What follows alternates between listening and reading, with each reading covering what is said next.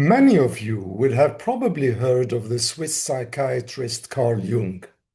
So I start off this short episode by quoting one of his more challenging statements. Thinking is difficult, he said once. That's why most people judge. This quotation sprang to mind today as I sat in front of my laptop in order to share with you all, Armenians primarily, but not only, a few ordinary thoughts about the extraordinary conflict that has gripped church-state relations in Armenia since the republic was defeated in its last war with Azerbaijan and led to the loss of the enclave of Nagorno-Karabakh. This, you might also recall, resulted not only in the forsaking of Armenian historical territory, but also in 120,000 Armenians of this enclave becoming refugees. Contrary to some Armenians in the diaspora, I've always maintained that Armenian internal politics should be dealt with by those in the Republic, those who live in Armenia, vote in Armenia, and are therefore citizens of Armenia. We diaspora Armenian communities clearly have our say, but we cannot impose our viewpoints upon Yerevan from afar. That's common sense, isn't it? But we can still express our concerns when we witness a swedge that gradually morphs into a bruising conflict, threatening the very existence of this independent country and its institutions.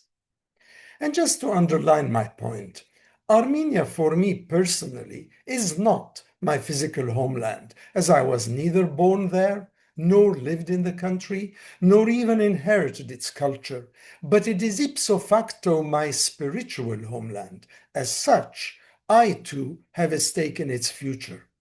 So what is this festering church-state conflict all about? I think it goes beyond the precious mores of identity and heritage. In its most basic terms, the conflict reflects a sharp divergence, I think, between the political and church leaderships of Armenia as to the future orientations of the country and its direction of travel. So prurient have these differences become of late that attacks are personal and they polarize Armenians worldwide and undermine the fabric, the unity of the country as a whole. Prime Minister Nikol Pashinyan is steamrolling ahead in establishing a peace deal with President Ilham Aliyev that inherently draws a line under the history of Nagorno-Karabakh as bearer of Armenian identity, history, and heritage. He also might have his eyes on rewriting the constitution if a referendum supports such a move, or even renouncing emotive and precious symbols like Mount Ararat. But more critically, he is pulling Armenia away from Russia and toward the USA and the EU. Conversely, the church leadership believes this course to be at the very least perilous and could lead to weakening the republic further. How can he, they claim, take Armenia away from Russia toward a West that has rarely been faithful to allies and has distinguished itself time and again by its colonial tendencies and its fickle allegiances? I cannot, in this short YouTube episode, tackle such existential issues, but I can still detect the alarming signs. A deeply troubling crisis is indeed unfolding in Armenia, and what is really taking place, despite the denials of this party or that, is not an argument or a debate, but more of an ad hominem attack intended to distract the community and validate an undemocratic campaign of harassment. I have studied alternative dispute resolution at law school and have practiced it over many years in international as well as domestic and interpersonal fora, from second-track negotiations during the Oslo chapter between Israel and Palestine to dealing with divorce issues between sparring spouses. So I'm deeply concerned by the rising decibels in this confrontation between church and state as it disrupts the harmony, not only in the country itself, but also between the inside and the outside. Let me be blunt by showing why both sides aren't fault-free. For instance, the public protests in Republic Square in Yerevan against Prime Minister Nikol Pashinyan, spearheaded by Archbishop Bakrat Garstanian of the Tavush Diocese last May, were ill-conceived. They were also, in my opinion, ill-advised, counterproductive, and even a tad naive, not to add presumptuous. That whole episode was, in my estimation, wrong and cost the whole church, not only him, quite a lot. It was not up to the Archbishop to lead such protests and then ask for the Prime Minister's resignation. Worse was the tacit endorsement of this move by church elders. But equally wrong are the moves by the state to arrest, detain, or imprison bishops and priests because they spoke out against state policies, or to support priests who defy their church leadership. Have Armenian politicians not read the constitution, including, say, Article 17, stipulating that the freedom of activity of religious organizations shall be guaranteed in the Republic of Armenia? And what about the freedom of expression? For instance, why were the Imneminimi podcasters arrested just because they criticized the incumbent prime minister and his leadership? Or worse, is when politicians have indulged in salacious gossip by talking in parliament about the sex lives of priests in lewd terms, or of using the F word and referring to circumcision. I cannot for the life of me imagine Sir Keir Starmer, our PM, or Giorgio Meloni, the Italian Prime Minister, using such scatological language. So I sometimes wonder, is the Prime Minister trying to recreate a Henry VIII moment in Armenia? We're witnessing political stubbornness, emotions, power-hungry arrogance even, that cannot surely become the political labors of the country.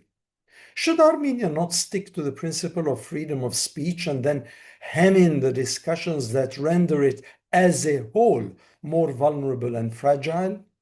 The state doesn't understand this axiom, nor the church this aphorism.